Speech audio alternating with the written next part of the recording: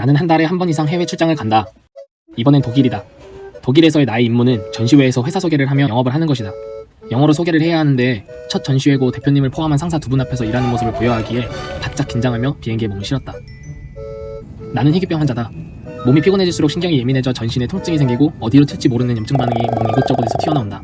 그렇기에 장시간 비행을 하거나 밤낮이 바뀌는 국가를 갈 때에는 충분한 잠이 필요하다.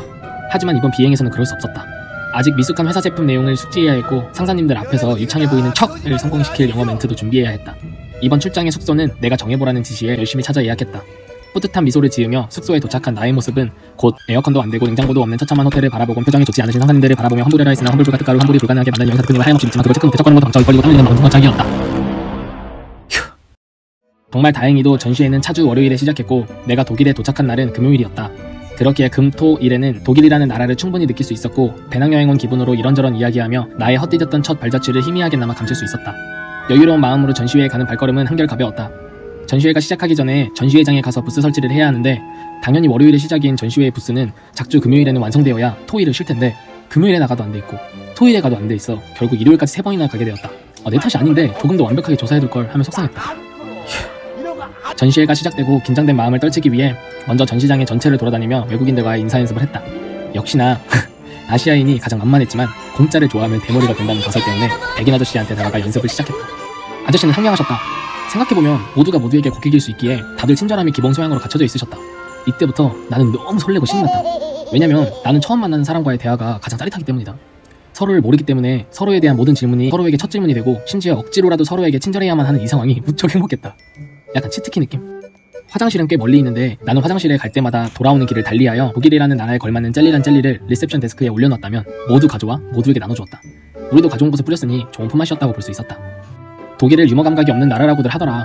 그래서 음식에도 유머 감각이 없어 그대로 굽거나 튀기는 이상의 요리 과정을 거치지 않아 길거리 음식 중 대표적인 핫도그는 정말 불에 소세지를 구워 빵에 얹어주시는데 맛있게 드시는 모습들에 신기했다.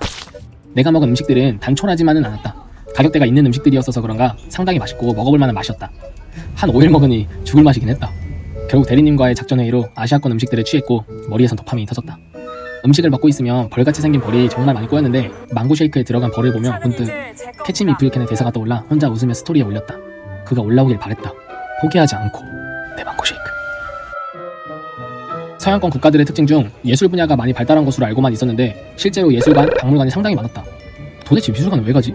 박물관은 왜 가지? 전혀 관심이 없었지만 두 분이 정말 흥미로워하시는 걸 보며 나도 흥미를 가져보려고 노력했다. 괴테 생가도 가보고 여러 유명 화가들이 그린 작품이 전시되어 있는 미술관도 가봤다. 아무리 뚫어져라 봐도 몰랐다. 나중에 내가 느낀 생각은 이 당시에 사색에 빠져 철학적인 생각을 하거나 인류학적인 이야기, 미술, 예술을 하는 사람들은 하나같이 돈 많은 자제분들의 어쩔 수 없는 특권이었나 싶었다.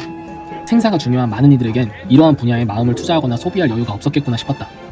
지금도 크게 다르지 않지만 그래도 문화생활 수준이 우리나라도 많이 올라온 것 같아 기쁜 마음이었다. 그리고 결정적인 순간이 있었다. 생각지도 못하게 귀국을 하는 도중 자산오보라는 영화를 보았고 정혜경 씨가 한 대사가 아직도 머릿속에 남아있다. 왜 물고기에 대한 해박한 지식을 너 혼자만 알고 있는 게냐? 있으려는 게냐? 글로저거 도감을 만들어 다른 사람에게도 달들생선 알려줘야지. 난 영화를 멈추고 잠시 생각했다. 아니 사실 옆에 대표님에게 유레카를 미쳤다. 같은 위치에 있어도 누구는 자신의 위치까지 다른 이들을 끌어올리려고 하고 누구는 그 위치에 남겨지길 바란다. 정말 다행이었다. 내가 이런 생각을 느끼게 해준 처음이 정혜경 씨여서. 나는 유튜브를 처음 시작했을 때 그저 내 자존감을 채우거나 혹여 1만 유튜버라도 돼서 나에게 상처 줬던 사람들이 고통 속에 몸부림치길 바라며 스스로에게 동기부여는 되지만 그리 좋은 취지로 시작한 그런 일은 절대 일어나지 않았다. 유튜브 생태계에서 살아남기란 그리 쉬운 일이 아니다. 이젠 상관없다. 여긴 내 아카이브다. 내가 걸어온 발자취들이다. 앞으로 남길 발자취들이다. 유명해지지 않는다거나 많은 사람들이 관심이 없는 것도 당연한 것이고 크게 바라지도 않는다. 내가 여기 있었다라고 분식집 식탁에 쓰는 행위와 비슷하다. 내 발자취를 보고 같은 길을 걷고자 마음이 움직여 본인의 삶에 좋은 영향을 끼칠 수 있다면 더할 나위 없는 나의 영상 제작의 목표 이상을 이룬 것이다. 물론 그 길이 옳은 길이라고 생각 안 한다. 적어도 남에게 피해는 끼치지 않았으면 됐다. 그리고 유튜브 대본을 쓰면서 점점 느끼는 건데 나 자신에 대해 많이 생각하게 되고 나 자신을 알게 되고 나를 좀 사랑하게 된다. 진짜 꼭 글이라고 하기도 그렇지만 자기 생각을 어딘가에 써보는 거는 정말 자존감을 올리는데 큰 도움이 된다. 생각보다 나 자신에 대해 생각하는 시간이 별로 없기에 한번 의식적으로라도 해보는 것이 나쁘지만은 않다고 생각한다. 끝으로 낯선님이 계신다. 처음 영상을 만들었을 때부터 나를 지켜봐 와주신 분, 아직까지도 가장 유심히 봐주시는 분, 그분에게 감사를 표하고 이 한 분을 위해서라도 나는 정진할 것이다. 다음 영상은 태국 출장이다. 빠윙.